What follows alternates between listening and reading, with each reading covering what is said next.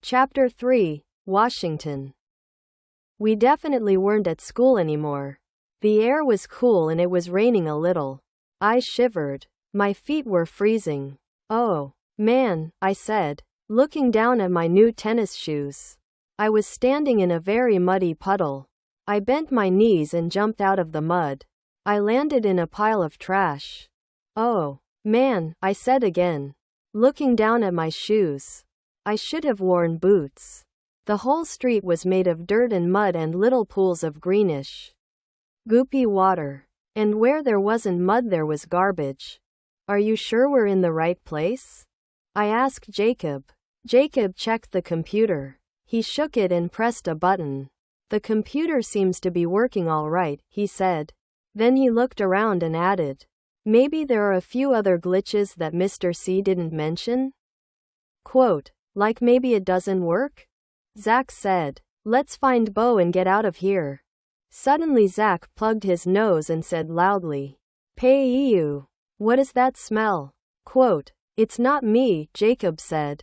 I showered this morning. I started to say, it's not me either, when Zach tapped me on the shoulder. He could barely speak. Look, he breathed. Hundreds, maybe even thousands, of brown cows were headed toward us. Is this a city or a farm? Jacob moaned. He grabbed Zach by the arm. The cows were getting closer. And they were coming fast. There was no time to look for Bo. We had to run. We took off down the street. But the cows were after us. A big cow stuck her nose in my back. And I stumbled forward. Jacob caught me and pulled me away before I was trampled. This way. Zach led us toward a small patch of grass at the end of the street. We ran through the mud, jumping over puddles as best we could. Zach is the fastest runner I know, but even he was slowed down by the muddy goop. We were near the grass when suddenly a boy's voice called out to us. It was hard to hear what he was saying. The cows were very noisy. Then we heard it again. He was yelling, over here. We ran toward the voice. It was Bo. He was standing in the doorway of a small wooden shed. We ran inside and slammed the door shut. The shed turned out to be a stable. There was hay all over the floor. But luckily, no horse. I could hear the cows passing by outside. Thanks, Bo, I said. Good thing you found us. I wondered what Mr. C would say when he found out Bo had time traveled with us and had saved us from a huge herd of cows. I'm glad you found me, too, Bo said. I was surprised at how loudly he spoke. I'd never heard him talk in more than a whisper before. When the cows came, Bo said, nervously biting his bottom lip, I ran into this shed. I've never seen so many cows in my life. I didn't know what else to do. I found this. Bo picked up a newspaper off the hay. And I read it. It doesn't say anything about the cows. But I did learn that we are in Washington, D.C. and that it is September 22nd, 1862. He put the paper back down. I just can't figure out how we got here or how we get back home. Jacob told Bo about the handheld computer and the Abraham Lincoln cartridge. Bo scratched his chin. So, we only have 2 hours to convince Abraham Lincoln that he shouldn't quit being president of the United States? He asked. And, most important, he has to issue the Emancipation Proclamation, I added. Jacob put the computer in his pocket. He checked his watch. Actually, he said, now we have only 1 hour and 40 minutes. We better get started, I said. I think we need a plan. Jacob peeked his head out the door. If we are here to find Abraham Lincoln, let's find him. Zach mumbled. Then maybe we can go home. So much for a plan, I sighed. At the corner, the cows turned right, so we went left. This new street was different. It was less muddy because there were large rocks stuck to the ground. But even without the mud and the cows, it was still hard to move around. Men in blue army uniforms were everywhere. It was very crowded. And it was noisy. There was a marching band in front of us. Another band was coming up behind us. A trumpet tooted loudly in my ear. We'd stepped into the middle of a parade. We moved slowly through the crowd, trying to stay together.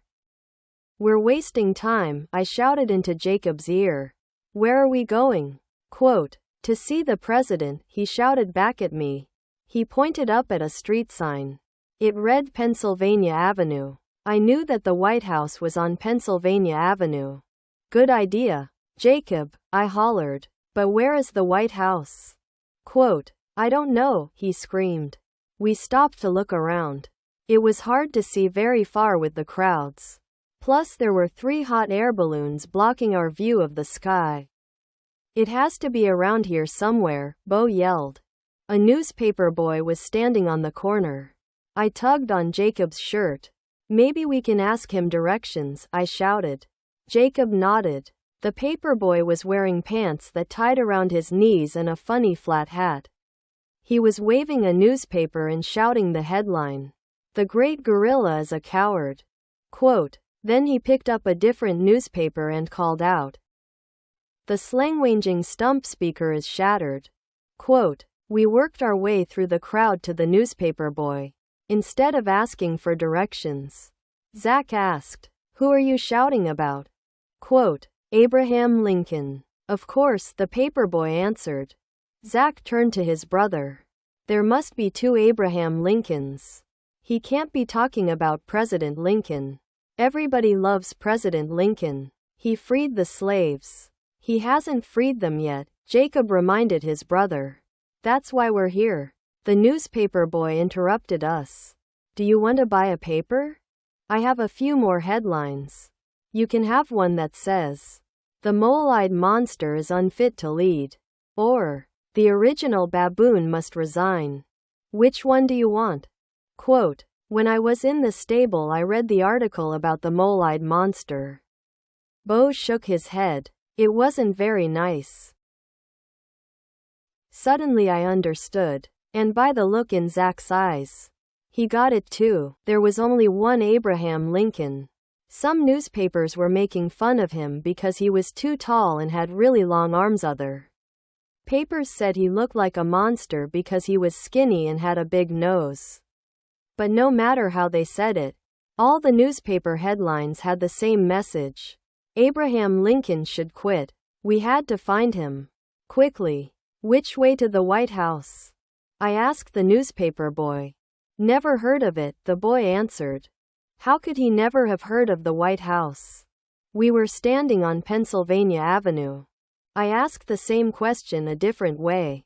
"We are looking for the big house with the Oval Office and the Rose Garden.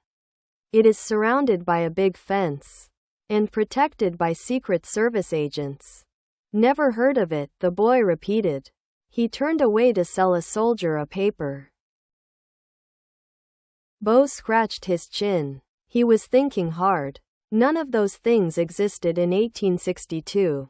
President Taft built the Oval Office in 1909. Woodrow Wilson's wife, Ellen, planted the Rose Garden in 1913. And Abraham Lincoln himself created the Secret Service in 1865. "Wow," I said to Bo. "How do you know all that?" Quote, "I like to read." Bo shrugged. "I read a lot. Good thing I'm clumsy." Bo smiled, remembering how he tripped and fell into the green hole. I was starting to like Bo. He was talking a little more now that we were getting to know each other better. Maybe we could be friends after all. "So, if it isn't called the White House," I asked, "how are we going to find it?" Quote, "Too easy." Jacob winked. "What does every White House have in common?" Quote, I thought about it a second. So did Zach. And Bo. "Presidents." We all shouted at the same time. I turned back to the newspaper boy. "Where does President Lincoln live?" I asked. "The President's Palace," the boy answered. "But he calls it the Executive Mansion." He grabbed a paper off a pile. "Are you going to buy a newspaper or not?" He shook the paper in my face. I blinked hard. We needed a president, not a paper. One last question and we'd go away. "Where's the president's palace?" I asked quickly. Your eyes ain't worth a goober. The boy pointed straight ahead and up a hill. I wasn't sure what he meant, but it didn't sound like a compliment. We moved away from the crowd to get a better look. And there it was. We hadn't seen it before because of the crowd and the hot air balloons.